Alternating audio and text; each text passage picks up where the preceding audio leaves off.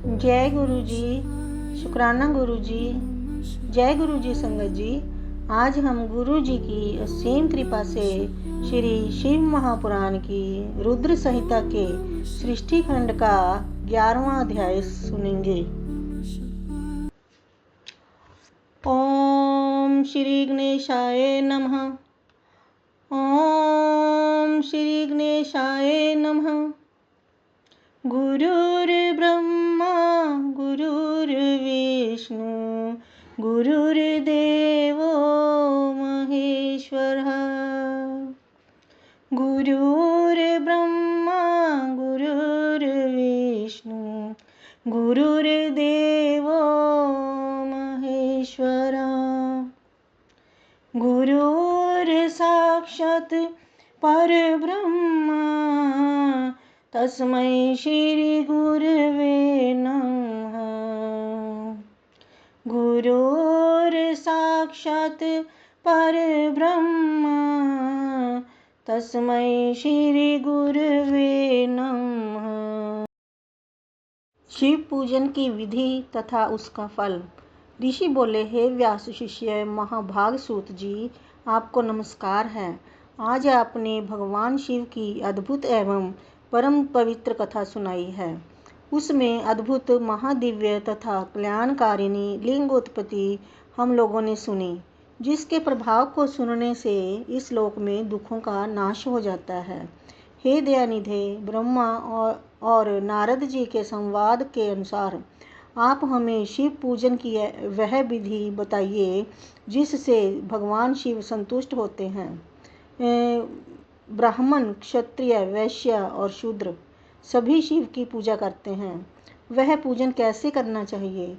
आपने व्यास जी के मुख से इस विषय को जिस प्रकार सुना हो वह बताइए।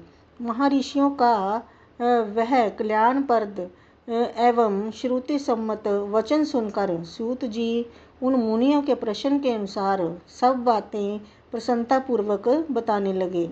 सूत जी बोले, मुनीश्वरों, आप लोगों ने बहुत अच्छी बात पूछी है, परंतु वह रहस्य की बात है। मैंने इस विषय को जैसा सुना है और जैसी मेरी बुद्धि है उसके अनुसार आज कह रहा हूँ। जैसे आप लोग पूछ रहे हैं उसी तरह पूर्व काल में व्यास जी ने सनत कुमार जी से पूछा था। फिर उसे उपमन्यु जी ने भी सुना था। तब व्यास जी ने शिव पूजन आदि जो भी था उसे सुनकर लोकहित की कामना से मुझे पढ़ा दिया था। इसी विषय को भगवान श्री कृष्ण ने महात्मा उपमन्यु से सुना था। पूर्व काल में ब्रह्मा जी ने नारद जी से इस विषय में जो कुछ कहा था वही इस समय मैं कहूँगा। ब्रह्मा जी बोले, हे नारद, मैं संक्षेप में लिंग पूजन की विधि बता रहा हूँ, सुनिए। हे मुनि, इसका वर्णन 100 वर्षों में भी नहीं किया जा सकता। जो भगवान शंकर का सुखमय, निर्मल एवं सनातन रूप है, सभी मनोवांछित फलों की प्राप्ति के लिए उसका उत्तम भक्ति भाव से पूजन करें। दरिद्रता, रोग, दुख तथा शत्रु जनित पीड़ा, ये 4 प्रकार के पाप कष्ट तभी तक रहते हैं जब तक मनुष्य भगवान शिव का पूजन नहीं करता है। भगवान शिव की पूजा होते ही सारे दुख विलीन हो जाते हैं और समस्त सुखों की प्राप्ति हो जाती है। तत्पश्चात समय आने पर उपासक की मुक्ति भी हो जाती है। जो मानव शरीर का आश्रय लेकर मुख्यतः संतान सुख की कामना करता है, उसे चाहिए कि संपूर्ण कार्यों और मनोरथों के साधक महादेव जी की पूजा करे। ब्राह्मण, क्षत्रिय, वैश्य और शूद्र भी संपूर्ण कामनाओं तथा प्रयोजनों की सिद्धि के लिए क्रम से विधि के अनुसार भगवान शंकर की पूजा करें। प्रातःकाल ब्रह्म मुहूर्त में उठकर गुरु तथा शिव का स्मरण करके पुनः तीर्थों का चिंतन करके भगवान विष्णु का ध्यान करें। हे मुनि, इसके बाद मेरा, देवताओं का और मुनि आदि का भी स्मरण चिंतन करके स्तोत्र पाठ पूर्वक शंकर जी का विधि पूर्वक नाम ले। उसके बाद शैया से उठकर निवास स्थान से दक्षिण दिशा में जाकर मल त्याग करें। हे मुने, एकांत में मल उत्सर्ग करना चाहिए। उससे शुद्ध होने के लिए जो विधि मैंने सुन रखी है, आप लोगों से उसी को आज कहता हूँ। मन को एकाग्र करके सुने। ब्राह्मण गुदा की शुद्धि के लिए 5 बार मिट्टी का लेप करे और धोए। क्षत्रिय 4 बार, वैश्य 3 बार और शूद्र 2 बार विधि पूर्वक गुदा की शुद्धि के लिए उसमें मिट्टी लगाए। लिंग में भी 1 बार प्रयत्न पूर्वक मिट्टी लगानी चाहिए। तत्पश्चात बाएं हाथ में 10 बार और दोनों हाथों में 7 बार मिट्टी लगाएं। हे तात, प्रत्येक पैर में 3-3 बार मिट्टी लगाएं। फिर दोनों हाथों में भी 3 बार मिट्टी लगाकर धोएं। स्त्रियों को शूद्र की भांति अच्छी तरह मिट्टी लगानी चाहिए। हाथ पैर धोकर पूर्ववत शुद्ध मिट्टी का संग्रह करना चाहिए। इसके बाद मनुष्य को अपने वर्ण के अनुसार दातुन करना चाहिए। ब्राह्मण को 12 उंगल की दातुन करनी चाहिए, क्षत्रिय 11 उंगल, वैश्य 10 अंगुल और शूद्र 9 अंगुल की दातुन करें। दातुन का यह मान बताया गया है। मनुस्मृति के अनुसार काल दोष का विचार करके ही दातुन करें या त्याग दें। हे तात, षष्ठी, प्रतिपदा, अमावस्या, नवमी, व्रत का दिन, सूर्यास्त का समय, रविवार तथा श्राद्ध दिवस ये दंत धावन के लिए वर्जित हैं। दंत धावन के पश्चात तीर्थ आदि में विधि पूर्वक स्नान करना चाहिए। विशेष देश काल आने पर मंत्र उच्चारण पूर्वक स्नान करना चाहिए। स्नान के पश्चात पहले आचमन करके धुला हुआ वस्त्र धारण करें। फिर सुंदर एकांत स्थल में बैठकर संध्या विधि का अनुष्ठान करें। यथा योग्य संध्या विधि करके पूजा का कार्य आरंभ करें। मन को सुस्थिर करके पूजा गृह में प्रवेश कर वहाँ पूजन सामग्री लेकर सुंदर आसन पर बैठें। पहले न्यास आदि करके क्रमशः महादेव जी की पूजा करें। शिव की पूजा से पहले गणेश जी की, द्वारपालों की और दिक्पालों की भली भांति पूजा करके बाद में देवता के लिए पीठ की स्थापना करें, अथवा अष्टदल कमल बनाकर पूजा द्रव्य के समीप बैठकर उस कमल पर ही भगवान शिव को समासीन करें। तत्पश्चात 3 बार आचमन करके पुनः दोनों हाथ धोकर 3 प्राणायाम करके मध्यम प्राणायाम अर्थात कुंभक करते समय त्रिनेत्रधारी भगवान शिव का इस प्रकार ध्यान करें। उनके 5 मुख हैं, 10 भुजाएं हैं, शुद्ध स्फटिक के समान उनकी कांति है। वे सब प्रकार के आभूषणों से विभूषित हैं तथा वे व्याघ्र चर्म का उत्तरी ओढ़े हुए हैं। उनके सारूप्य की भावना करके मनुष्य सदा के लिए अपने पाप को भस्म कर डाले। इस प्रकार की भावना से युक्त होकर वहाँ पर शिव को प्रतिष्ठापित कर उन परमेश्वर की पूजा करे। शरीर शुद्धि करके मूल मंत्र का क्रमशः न्यास करे अथवा सर्वत्र प्रणव से ही षडांग न्यास करे। इस प्रकार हृदय आदि न्यास करके पूजा आरंभ करे। पाद्य, अर्ध और आचमन के लिए पात्रों को तैयार करके रखे। बुद्धिमान पुरुष विधि पूर्वक भिन्न भिन्न प्रकार के 9 कलश स्थापित करे। उन्हें कुशाओं से ढककर कुशाओं से ही जल लेकर उन सब का प्रोक्षण करें। उन सभी पात्रों में शीतल जल डाले। तत्पश्चात बुद्धिमान पुरुष देखभाल कर प्रणव मंत्र के द्वारा उनमें इन द्रव्यों को डाले। खस और चंदन को पाद्य पात्र में रखें। चमेली के फूल, शीतल चीनी, कपूर, बड़ की जड़ तथा तमाल, इन सब को यथोचित रूप से कूट पीस कर चूर्ण बनाकर आचमनीय पात्र पंचपात्र में डालें। यह सब चंदन सहित सभी पात्रों में डालना चाहिए। देवादिदेव महादेव जी के पार्श्व भाग में नंदीश्वर का पूजन करें। गंध, धूप, दीप आदि विविध उपचारों से शिव की पूजा करें।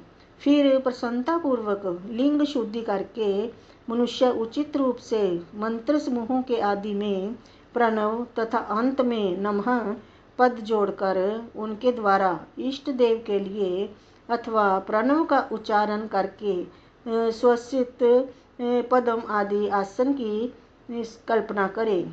पुनः यह भावना करें कि इस कमल का पूर्व दल साक्षात अनिमा नामक ऐश्वर्य रूप तथा अविनाशी है, दक्षिण दल लघिमा है, पश्चिम दल महिमा है, उत्तर दल प्राप्ति है, अग्निकोण का दल प्राकाम्य है, नैऋत्य कोण का दल ईशितव है, वायव्य कोण का दल वशितव है, ईशान कोण का दल सर्वज्ञत्व है और उस कमल की कर्णिका को सोम कहा जाता है। इस सोम के नीचे सूर्य है, सूर्य के नीचे यह अग्नि है और अग्नि के भी नीचे धर्म आदि की क्रमशः कल्पना करें। इसके पश्चात चारों दिशाओं में अव्यक्त आदि की तथा सोम के नीचे तीनों गुणों की कल्पना करें।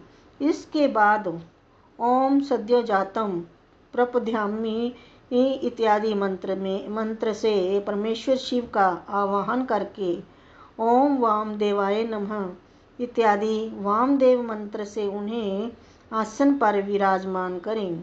फिर ओम तत्पुरुषाय विद्याय इत्यादि रुद्र गायत्री द्वारा इष्ट देव का सानिध्य प्राप्त करके उन्हें ओम अघोरेभ्यो अथ आदि इत्यादि अघोर मंत्र से वहाँ निरुद्ध करें। तत्पश्चात ओम निशानः सर्वविद्यानाम इत्यादि मंत्र से आराध्य देव का पूजन करें। पाद्य और आचमनीय अर्पित करके अर्घ्य दें। तत्पश्चात गंध और चंदन मिश्रित जल से विधि पूर्वक रुद्रदेव को स्नान करें। फिर पंचगव्य निर्माण की विधि से पांचों द्रव्यों को एक पात्र में लेकर प्रणव से ही अभिमंत्रित करके उन मिश्रित गव्य पदार्थों द्वारा भगवान को स्नान करें। तत्पश्चात पृथक पृथक दूध, दही, मधु, गन्ने के रस तथा घी से नहलाकर समस्त अभीष्टों के दाता और हितकारी पूजनीय महादेव जी का प्रणव के उच्चारण पूर्वक पवित्र द्रव्यों द्वारा अभिषेक करें। साधक श्वेत वस्त्र से उस जल को यथा उचित रीति से छान लें और पवित्र जल पात्रों में मंत्र उच्चारण पूर्वक जल डालें। जल धारा तब तक बंद ना करें जब तक इष्ट देव को चंदन ना चढ़ाएं। तब सुंदर अक्षतों द्वारा प्रसन्नता पूर्वक शंकर जी की पूजा करें। उनके ऊपर कुश, अपामार्ग, कपूर, चमेली, चंपा, गुलाब, श्वेत कनेर, बेला, कमल और उत्पल आदि भांति भांति के अपूर्व पुष्पों एवं चंदन से उनकी पूजा करें। परमेश्वर शिव के ऊपर जल की धारा गिरती रहे, इसकी भी व्यवस्था करें।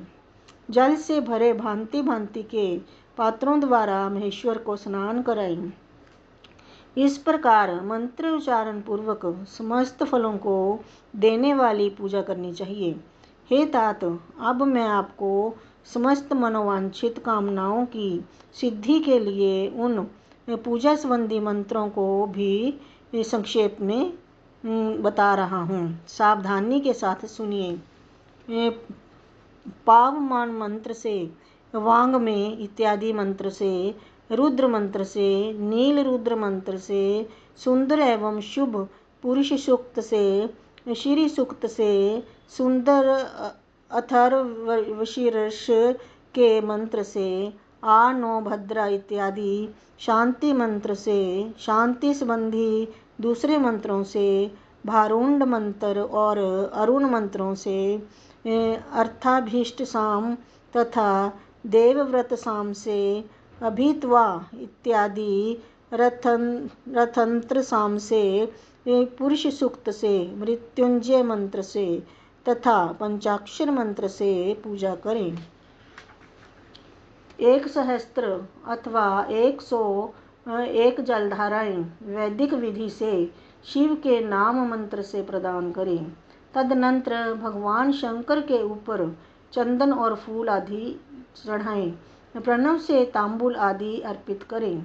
इसके बाद जो स्फटिक मणि के समान निर्मल, निष्कल, अविनाशी, सर्वलोक कारण, सर्वलोकमय परम देव हैं, जो ब्रह्मा, इंद्र, उपेंद्र, विष्णु आदि देवताओं को भी गोचर ना होने वाले वेद वेता विद्वानों के द्वारा वेदांत में मन वाणी से अगोचर बताए गए हैं, जो आदि मध्य अंत से रहित समस्त रोगियों के लिए औषध रूप शिव तत्व के नाम से विख्यात तथा शिवलिंग के रूप में प्रतिष्ठित हैं, उन भगवान शिव का शिवलिंग के मस्तक पर प्रणव मंत्र से ही पूजन करें।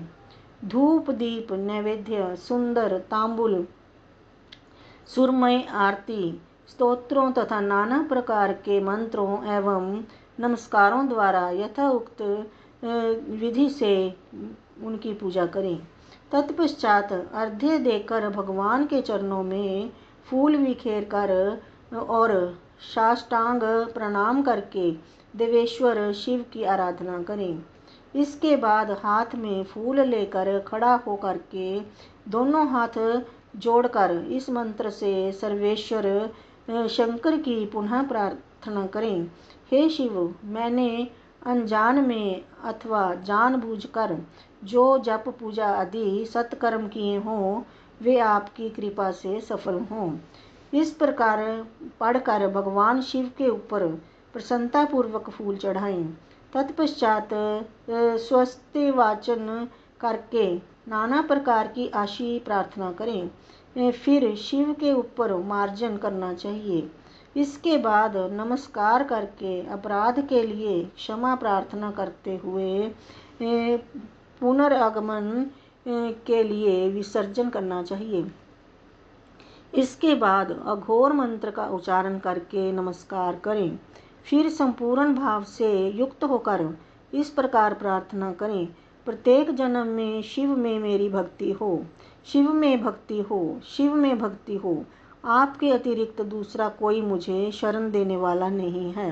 हे महादेव, आप ही मेरे लिए शरणदाता हैं। इस प्रकार प्रार्थना करके प्राभक्ति के द्वारा संपूर्ण सिद्धियों के दाता देवेश्वर शिव का पूजन करें। विशेषतः गले की ध्वनि से भगवान को संतुष्ट करें।